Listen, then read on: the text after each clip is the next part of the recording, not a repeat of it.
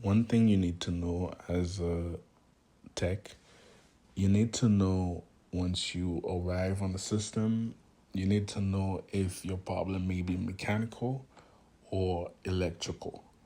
If it's electrical, you need to know your electrical components. What do they do? What's their purpose? If you energize something, what's going to happen? If you de energize something, what's going to happen? You need to know how relay works, how solenoid works, how temperature sensors work, how thermostats work. You need to know if you cut power to the thermostat, what's going to happen. If you cut power to the solenoid valve, what should happen.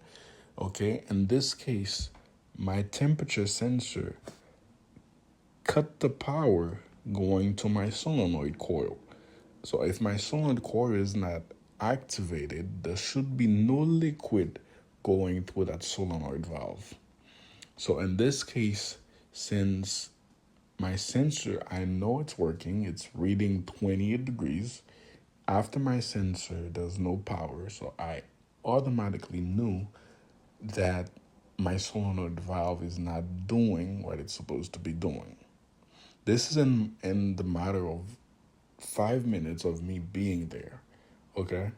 So I didn't go with the customer's word that the case was freezing.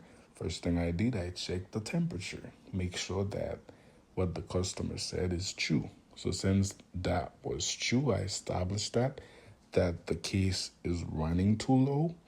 Then I looked for the reason why it's running low. Okay, I know that my case is running through a solenoid.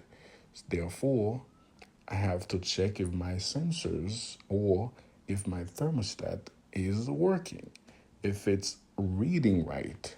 Okay, my case can be reading 28 degrees, but my thermostat or my sensor is reading a different temperature.